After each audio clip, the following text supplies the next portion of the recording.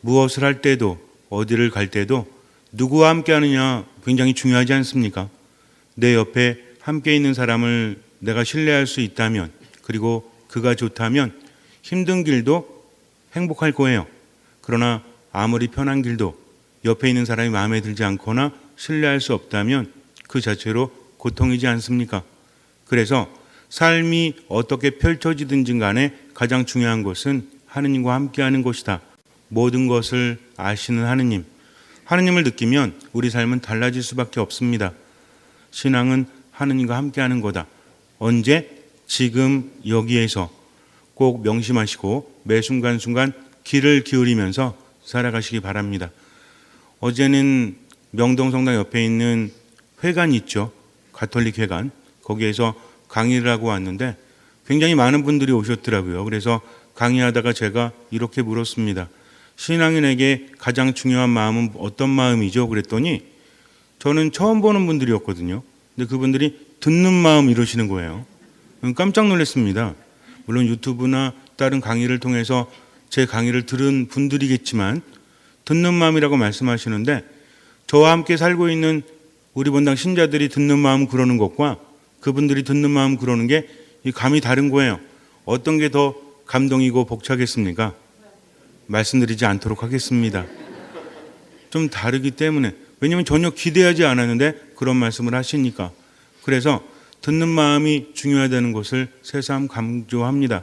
함께 있어도 듣지 않으면 그것은 함께하는 것이 아니기 때문에 우리가 겸손이다, 순명이다 말하죠. 신앙에 있어서 중요하다고 합니다. 겸손이 뭐냐고 묻는다면, 순명이 뭐냐고 묻는다면 여러 가지로 대답할 수 있을 거예요. 그러나 이 모든 것들을 종합하면 어떤 마음이죠? 듣는 마음이에요.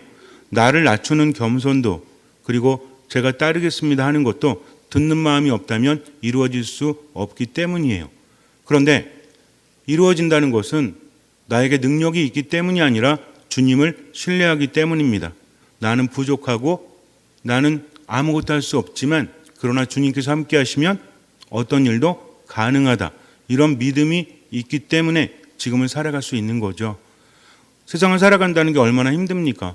마음은 그렇지 아니한데 자꾸만 죄를 짓고 제대로 살아가지 못하고 인생을 낭비하고 허비하잖아요.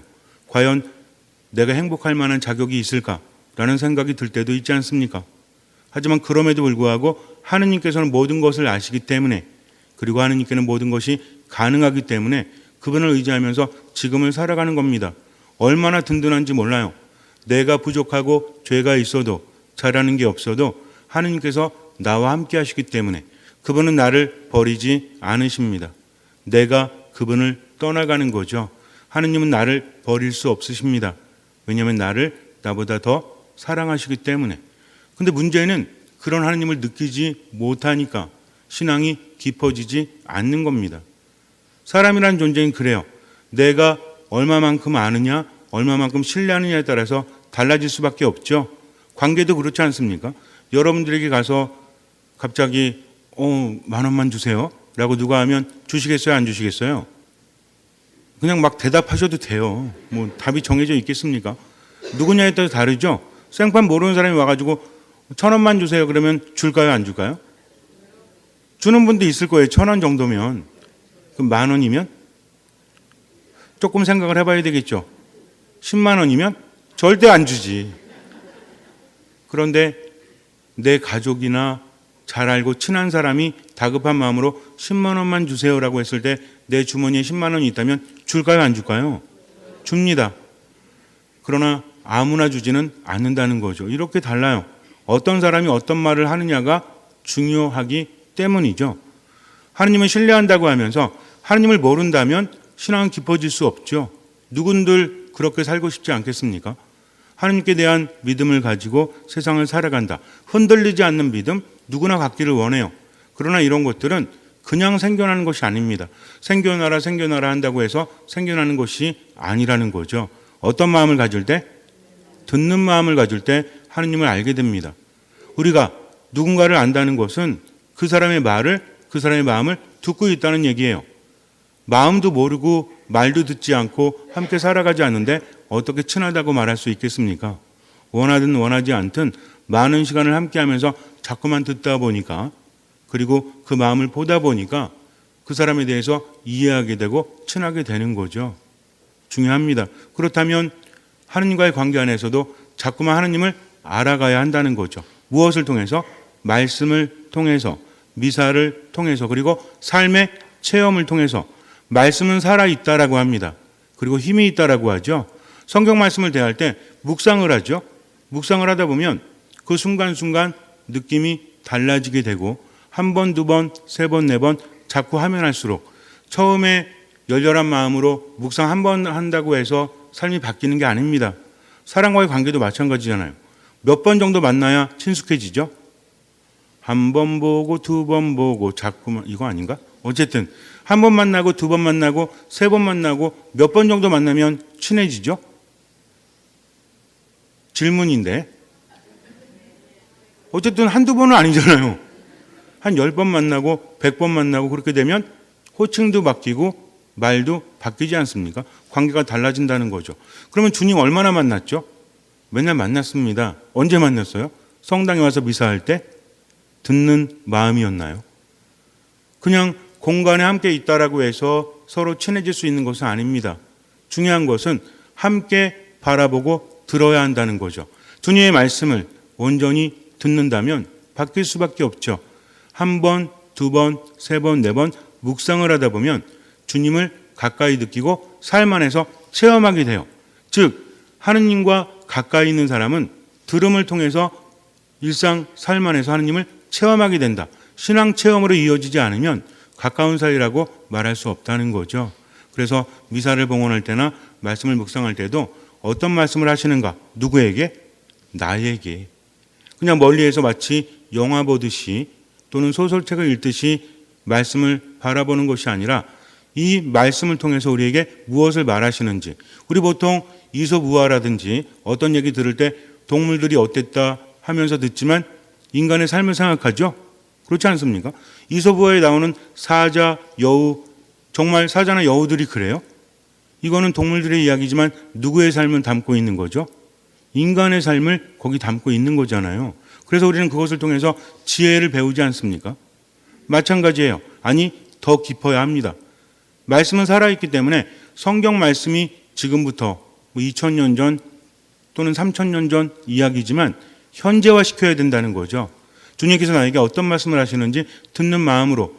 그래서 처음에는 조금 힘들 수 있겠지만 말씀은 살아있기 때문에 귀만 기울이시면 돼요.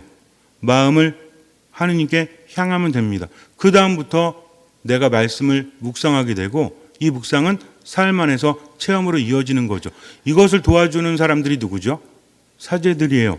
미사할 때도 여러분들이 미사 참여할 때 강론을 통해서 말씀이 여러분들 마음속에 삶 속에 스며들 수 있도록 도와주는 존재가 누구다? 사제들이다. 때로는 어렵기도 하고 때로는 낯설기도 해도 그냥 지금 말씀에 집중하면 돼요. 우리가 보통 성경을 묵상할 때 이런 걱정을 할 수가 있습니다. 저는요 성경 역사도 모르고요 지명도 모르고 인물 이름도 모릅니다.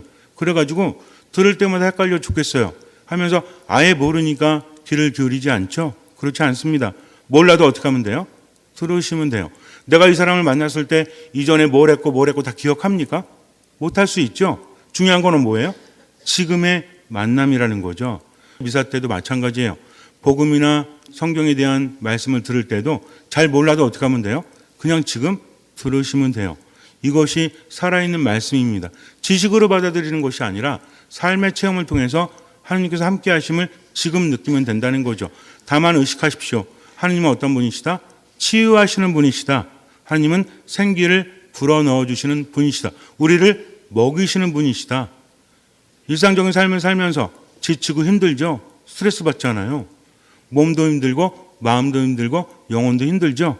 성당에 왔을 때 하느님께서 우리를 맞아주십니다. 안아주시죠. 치유해 주십니다. 내 안에 나쁜 것들을 없애주십니다. 우리를 영적으로 먹이십니다. 또 생기를 불어넣어 주신다는 거죠. 이것을 의식하셔야 됩니다. 그래서 성당에 왔을 때는 누구만 바라본다? 하느님만 바라본다. 다른 기도는 여러분들이 알아서 하시겠지만 성당에 일단 오시잖아요. 그럼 성당문을 여는 순간 누구만 바라본다? 하느님만 바라본다. 그러면서 하느님 제게 말씀하십시오 하면서 어떤 마음? 듣는 마음. 그래서 자리에 앉으셔가지고도 듣는 마음을 주십시오. 하느님, 제가 듣습니다. 당신의 말씀은 제 삶의 힘이요, 제 발의 등불입니다 하면서 앉아 계시잖아요. 그때부터 달라집니다. 집중이 될 수밖에 없죠. 그렇게 미사를 봉헌할 때 기적이 내 안에서 일어난다는 걸 절대로 잊지 마세요. 그래서 가끔은 졸기도 하고 가끔은 딴 생각도 하지만 어쨌든 의식하는 그 순간 어떤 마음? 듣는 마음으로 집중하시면 돼요. 요것만 명심하시면서 미사를 봉헌하고 말씀 묵상하고 기도하시면 삶은 달라질 수밖에 없습니다. 뻔히 아는 거라고 생각하시겠지만 다시 한번 확인시켜 드리는 거예요. 그런 자세로 미사에 참여하시기 바랍니다. 전문가라는 사람들이 있죠. 우리는 대부분 전문가죠. 돈벌이가 되냐 안 되냐 이걸 떠나서 자기만의 노하우가 있고 전문 분야가 있지 않습니까? 누구나 있을 거예요. 다른 사람이 다른 것에 대해서 말할 때는 우리가 잘 들을 수 있어요. 잘 모르니까. 근데 내가 아는 거 이야기하면 어때요? 그냥 들을 수만은 없죠. 나도 알고 있으니까. 이거 굉장히 중요한 겁니다. 삶의 중심은 있어야 돼요. 내가 어떤 것에 대해서 많은 것을 알고 있음에도 불구하고 그냥 아무나 이야기하는 거 들어서 됩니까? 안 됩니까? 안 되는 거죠. 여러분들이 배가 아픈데 제가 갑자기 여러분들한테 그래요. 성당 앞에 가면 풀이 있을 거예요. 이걸 뜯으셔가지고 집에 가가지고 간장, 고추장 잘 들으세요.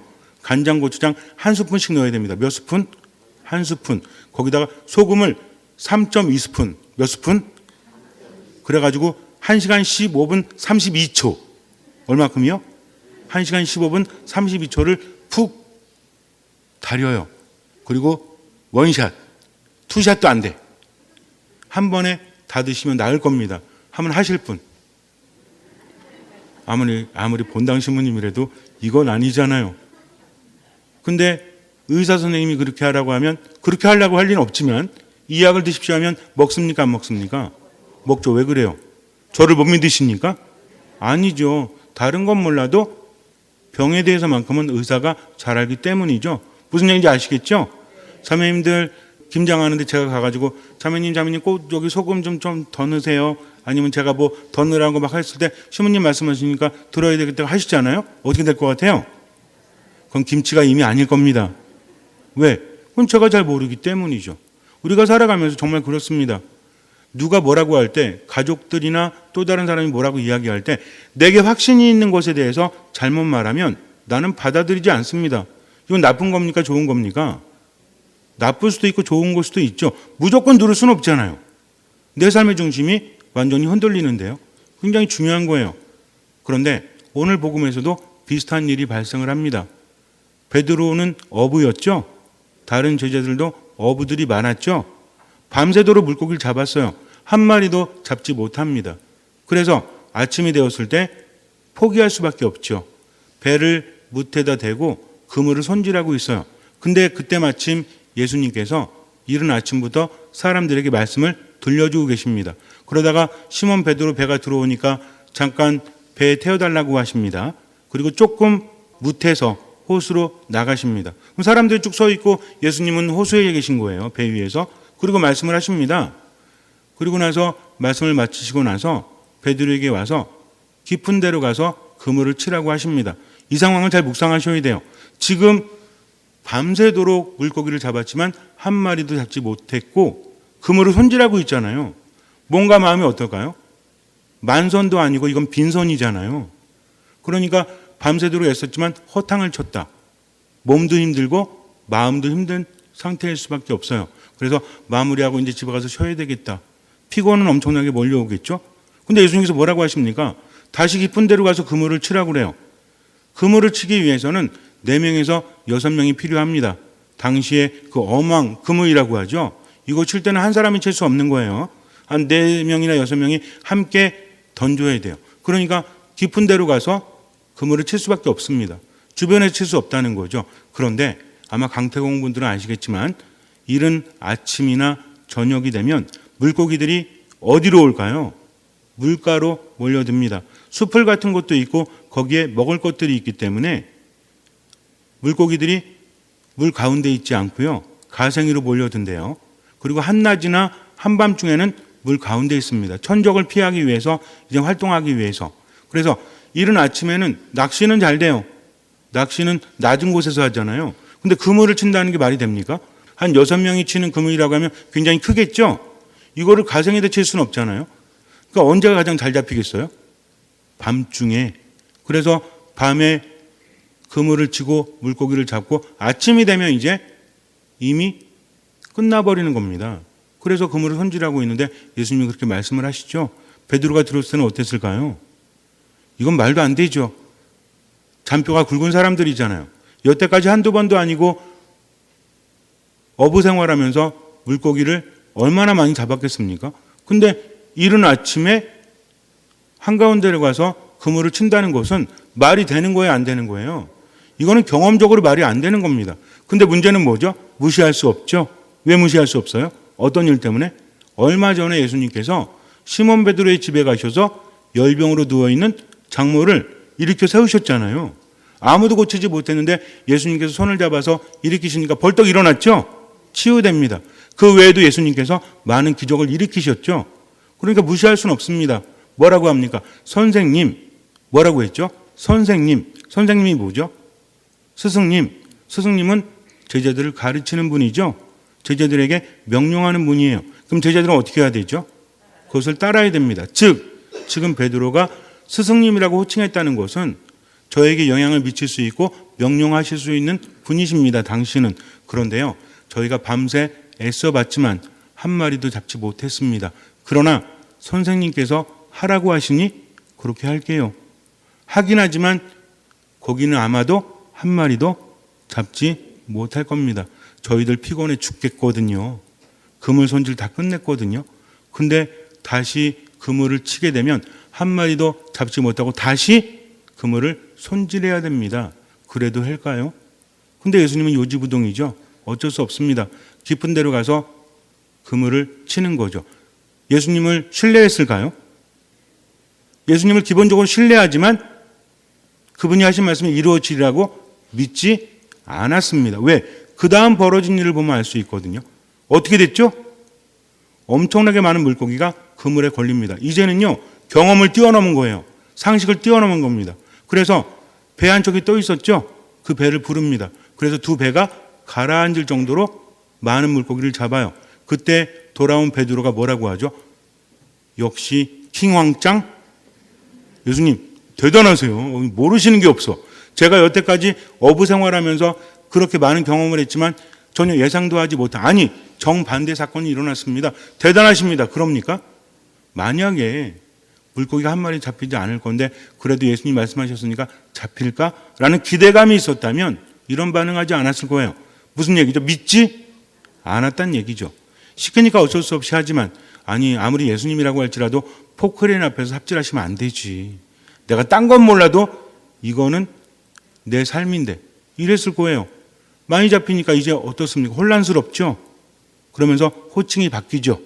뭐라고 합니까? 주님, 저는 죄인입니다. 저에게서 떠나주십시오. 이스라엘 사람들은요, 하느님을 눈앞에 보면 죽는다고 생각을 했어요. 방금 전까지는 명령할 수 있는 스승님이었지만 지금은 어떤 분이죠? 내가 범접할 수 없는, 죄가 있는 나로서는 어쩔 수 없는 주님이십니다. 라고 고백하는 거죠. 그랬더니 예수님께서 뭐라고 하십니까? 두려워하지 마라. 이제부터 너는 사람을 낚을 것이다. 그들은 배를 저어다 무태 태워놓은 다음 모든 것을 버리고 예수님을 따랐다라고 합니다. 이런 체험을 한 다음에 예수님을 따랐다는 거죠. 뭘 버리고? 모든 것을 버리고. 그 다음에 완전했어요? 그렇진 않습니다. 이것이 신앙입니다. 지금 주님을 체험했다면 무조건 지금 따르고 보는 거죠. 제자들은 이후에도 실수합니다. 예수님 말씀대로 제대로 살아가지 못해요. 하지만 중요한 것은 지금 하느님을 만났다면 그분을 따르는 거죠. 예수님은 어떤 분이십니까? 말도 안 되는 데서 엄청난 기적을 행하시는 분이죠. 우리는 살아가면서 그래요. 이미 내 생은 망했어. 뭐라고 그러죠? 이 생에는 망했다. 이 생망? 그런 말 하잖아요. 이 생에는 망했어. 뭘 해도 안 돼. 왜 그런 말을 하죠? 경험해 봤기 때문이죠. 다른 사람의 인생을 함부로 말할 수 없잖아요. 여태까지 살아왔지만 희망이 없는 거예요. 여태까지 살아왔지만 우울감에 빠져가지고 벗어날 수 없는 겁니다. 나도 그러고 싶은데 그게 안 되는 거죠. 왜? 삶 안에서 경험하잖아요. 희망이 생깁니다. 그래, 열심히 살아야지. 오늘 집에 가가지고 가족관계도 좋아지게 노력하고, 그리고 직업에서도 열심히 해야지 라고 마음 먹을 때는 희망이 솟죠. 주님과 함께 하면서 그런 생각하죠. 어떤 주님? 소주님, 맥주님과 함께. 그런데 집에 가보니까 어때요? 직장에 가보니까 어때요? 또 무너집니다. 즉 희망을 가졌다가 무너지고 자꾸 무너지면 희망이 뭐로 변하죠? 절망으로 변해요. 아무것도 하지 못합니다. 그런데 예수님께서 뭐라고 하십니까? 다시 돌아가라. 그러나 이번에는 혼자 가는 게 아니라 무엇과 함께 가죠? 그분의 말씀과 함께 가는 겁니다. 베드로 사도는요, 그냥 그물만 친 게 아니에요. 그분의 말씀을 듣고 말씀과 함께 다시 삶으로 돌아갔다는 거죠. 우리도 마찬가지입니다. 우울한 삶, 불안한 삶, 두려운 삶, 아무것도 안 되고 무기력한 삶, 아무것도 안 바뀔 것 같죠? 그러나 누가 함께 하시면? 주님께서 함께 하시면, 그분의 말씀이 함께 하시면 모든 것들이 변하게 됩니다. 그걸 믿고 언제를 살아가는 거예요? 지금을. 대신 어떻게 하고? 모든 것을 버리고. 뭘 버려야 되겠어요? 내 안에 있는 불신, 내 안에 있는 분노, 내 안에 있는 우울감, 할 수 있는 만큼 버립니다. 나머진 주님께 맡기고 언제를 살아가는 거죠? 지금을 살아가는 거죠. 그러니 아침까지 우울해서 화가 나서 얼굴 찡그리고 있었다면 이제는 모든 것을 버리고 새 삶을 살아야 되겠죠. 미사 끝나고 집에 가면서 함께 온 가족에게 뭐라고 합니까? 당신이 있어서 행복해. 하느님 감사합니다. 하면서 웃을 수 있는 거죠. 이게 버리는 겁니다. 무슨 얘기인지 아시겠죠? 그렇게 언제를 살아가요? 지금을 살아가세요. 이전처럼 계속 우울함에 갇혀가지고 얼굴 찡그리고 뭐 안 된다 그런 말만 하고 그렇게 살아가면 아무것도 바뀌지 않아요. 지금 주님을 신뢰하면서 모든 것을 버리고 그분을 따라야 됩니다. 잠시 눈을 감으세요. 인생에 대한 경험은 우리를 절망감으로 몰아갈 수도 있죠. 그럴 수 있습니다. 그러나 힘을 내십시오. 그리고 주님을 믿고 지금을 살아가십시오. 아무것도 바뀌지 않아도 그분이 함께 하시면, 그분의 말씀이 함께 하시면 바뀔 수밖에 없습니다. 중요한 것은 신뢰하지 않기 때문이죠. 베드로는 전문가였습니다. 어쩌면 예수님의 말씀은 포크레인 앞에서 삽질하는 것과 같았죠. 그러나 어쨌든 베드로는 예수님 말씀 따랐어요. 본인이 그렇게 될 거라고 확신했기 때문이 아니라 예수님의 말씀이었기 때문입니다. 그 결과 그는 기적을 체험하죠. 우리도 마찬가지예요. 모든 것을 알기 때문에, 모든 것을 믿기 때문에 그렇게 하는 것이 아닙니다. 때로는 믿지 못해도 주님의 말씀이니까 힘내서 살아야지. 그분께서 함께 하시니까 더 힘차게 살아야지. 그래 웃어야지. 감사해야지. 기뻐해야지. 하면서 지금 내가 가진 모든 것을 버리고 그분의 말씀대로 지금을 살아가십시오. 미사 말씀 기도 안에 듣는 마음으로 머무십시오. 주님께서는 그 믿음을 보시고 우리 삶에 놀라운 기적을 일으켜 주실 것입니다.